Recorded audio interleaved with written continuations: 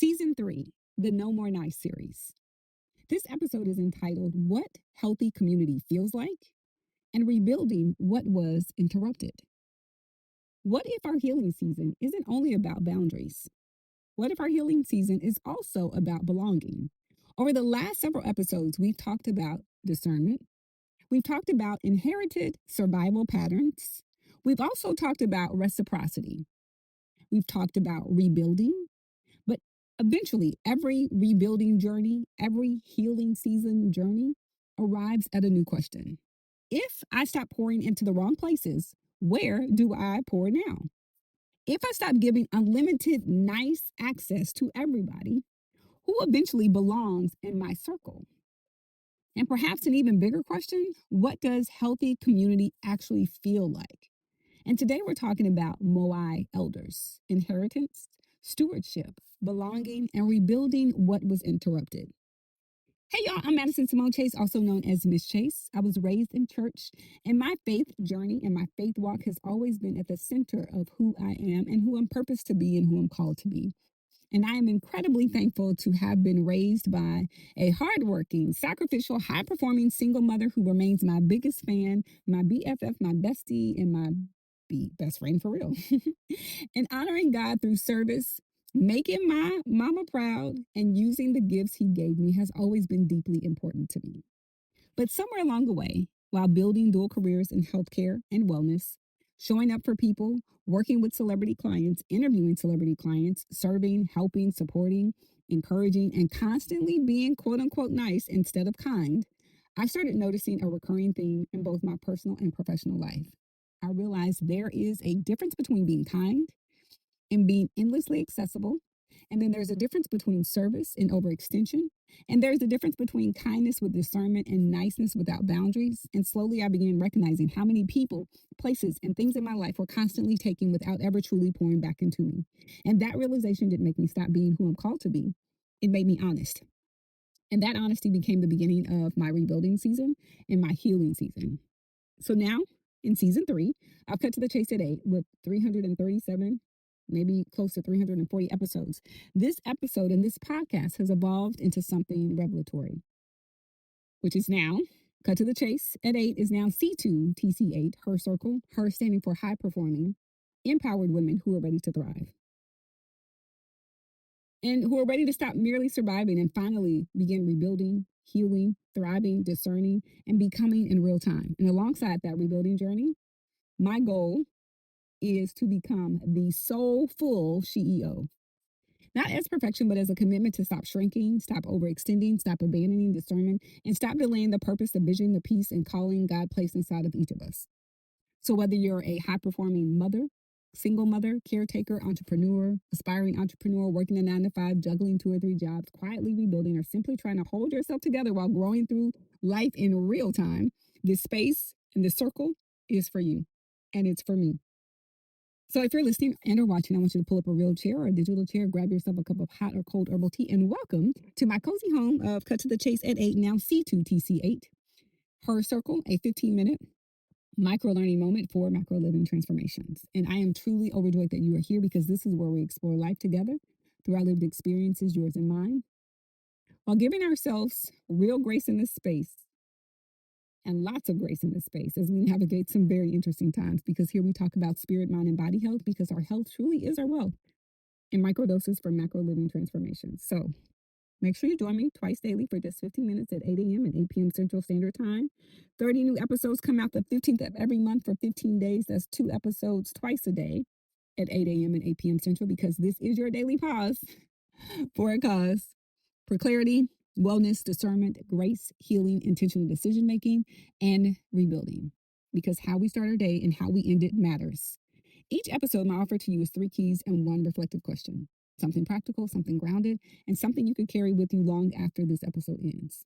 So whether you're listening from your car, whatever platform you're listening on, I want you to turn it up and tune in. And if anything you hear today pricks your heart or lights a spark, I'd love for you to subscribe, share this podcast with someone you care about, and please leave a 5-star rating and a comment so that this episode becomes a dialogue and not a monologue, and so that this space can continue to grow and serve others. So let's take a breath together. We're going to inhale for 3, 2, One.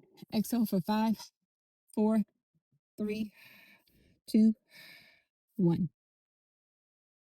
Let's lean into today's episode of C2TC8, Her Circle. Let's cut the noise. Let's get clear. Let's get ready, set to go and grow and be great. And lean into the life that we were truly called to steward. So, the title for today's episode is What Healthy Community Feels Like and Rebuilding What Was Interrupted. When I first heard the word Moai from the Blue Zone documentary television show, I thought I was learning about a Japanese concept, a support group, a friendship circle, a community. And while that's true, the more I studied it, the more I realized something. The principle of community supporting each other and supporting centenarians who live to be 100, the principle isn't uniquely Japanese or unique to Okinawa, Japan. The principle is human. Human beings were never designed to carry life entirely alone. And the Okinawans call it Moai, a lifelong support circle, a group of people who walk through life together, people who celebrate together, people who grieve together, people who support one another, and people who carry life's burdens together. They help carry life's burdens. And immediately I thought, wait a minute, I've seen this before. I've seen this at church.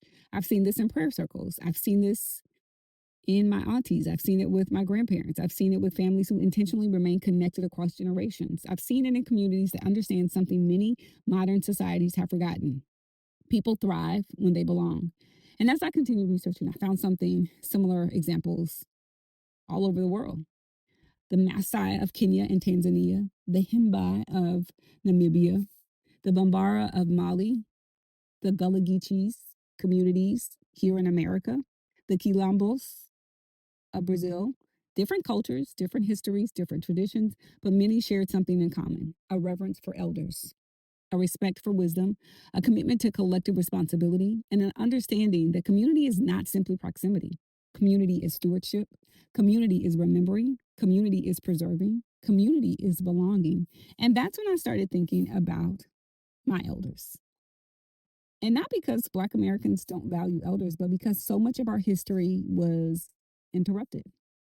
When people are stripped from their homeland, separated from family, disconnected from language, disconnected from ancestry, disconnected from healing and peace and safety, disconnected from inheritance systems, the interruption echoes across generations. And sometimes what gets interrupted isn't simply just wealth. Sometimes what gets interrupted is memory. Sometimes what gets interrupted is wisdom. And sometimes what gets interrupted is belonging, because elders are not valuable simply because of their age. Elders hold memories, they hold history, they hold lessons, they hold herb herb secrets, they hold healing, they hold stories, they hold perspectives. They remind communities who they are. And when communities lose connection to our elders, they often lose connection to parts of ourselves. And as I was preparing this episode, I found myself facing a choice. I could record at 8 a.m. in the morning, or I could spend the day with the eldest matriarch in my family, the woman whose father and my great grandfather were brothers, the woman who now carries stories and memories and family history that few people left on earth still remember. And instead of recording this podcast episode, I chose her. I chose the conversation. I chose the drive. I chose the stories. I chose the history. I chose having a meal with her. And somewhere during the day, I realized something. This wasn't distracting me from the episode. This was the episode. Because what is community if not making time for one another? What is stewardship if not preserving wisdom before it's gone? And what is inheritance if not receiving something that cannot be purchased? And what is rebuilding if not reconnecting to the people and stories that help shape us? And while spending time with my family, I also found myself reflecting on another community I've been helping create. After attending the funeral of one of my mother's lifelong friends, and like my auntie growing up, I started thinking about the people who were still here, the people who still carried memories, the people who still carry stories, the people who still carry our history. And my mother is still friends with people she met in middle school, in elementary, decades later. Think about that. Like decades later, middle school, life happened, children happened, grandchildren happened, great grandchildren happened, careers happened, happened.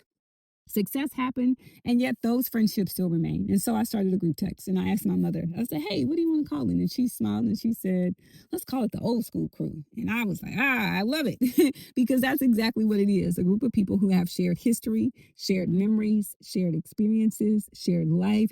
And now we're planning their first gathering together. And not because someone passed away, but because they're still here and because I want to give them their flowers. And maybe that's one of the lessons community can teach us. Don't wait until there's a funeral. Don't wait until someone's in the hospital. Don't wait until there's a crisis. Gather people who are still here. Celebrate while people are still here. Listen while people are still here. Spend time with people while they're still here. Record the stories while they're still here. Honor our elders while they're still here. Give them their flowers because when our elders leave us without their stories being preserved, communities don't only lose people, sometimes they lose libraries. And one thing that stands out to me when I study history is not simply what communities built, it's how communities responded when resources were limited. People organized, people innovated, people shared, people taught, people transported one another, people supported one another, people created systems of mutual aid along before the time and the term became popular. Before there was an Uber, we had the first Uber. When traditional systems excluded us, communities often found ways to care for one another anyway. And community isn't something we build when life is easy. Community is often built because sometimes life gets challenging. And community is built because people recognize they need one another. And community is built because survival eventually becomes stewardship, and stewardship eventually becomes legacy. So when I think about Bruce's Beach, the Tulsa Massacre, the Juneteenth, Black business districts, Black churches, mutual aid societies, family reunions, church mothers, grandparents, and lifelong friendships, I keep coming back to the same realization.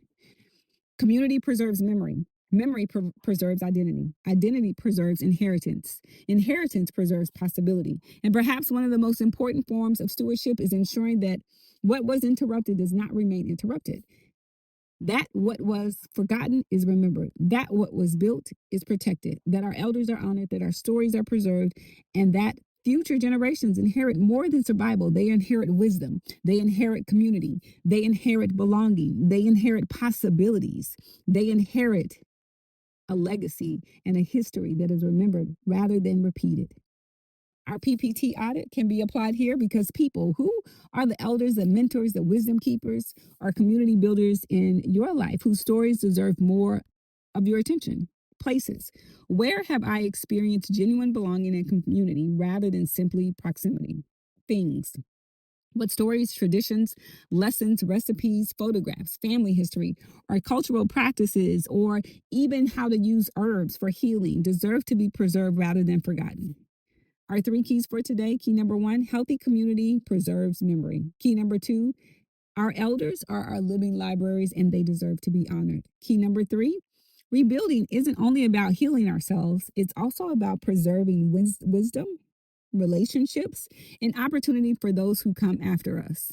And our one reflection question, what wisdom, story, relationship, tradition, lesson, or piece of history has been entrusted to you that deserves to be preserved rather than forgotten? So if today's episode pricked your heart or lit a spark, or gave language to something you've been carrying or reminded you that you have grace in this space and that your peace deserves stewardship too, and that you can choose to be rooted and reachable or rooted and unreachable depending on the season we're in and what you're called to steward, then I'd love for you to subscribe. Share this episode when someone you care about. Leave a comment so that this is a dialogue and not a monologue that we continue. And please leave a 5-star rating so that this space can continue to grow and serve others. And if you've been quietly rebuilding alongside me, I'd love for you to consider joining the C2TC8 Her Circle, whose goal is to become a soulful CEO community as we continue discerning, healing, growing, building, and rebuilding and building and becoming together in real time. Because this season, it's not about becoming silent. It's about becoming rooted. And thank you for joining me for another 15-minute micro learning moment for macro living transformations. Now let's take one final breath together. We're going to inhale for 3, 2, 1. Our closing breath. We're going to exhale for 5, 4, 3, 2, 1. I'm Madison Samone Chase, and this is Cut to the Chase at 8. Now C2TC8, Her Circle. Let's cut the noise. Let's get clear. Let's get ready, set, go, and grow and be great. And lead into life that we were truly called to steward. Blessings to you and yours until tomorrow.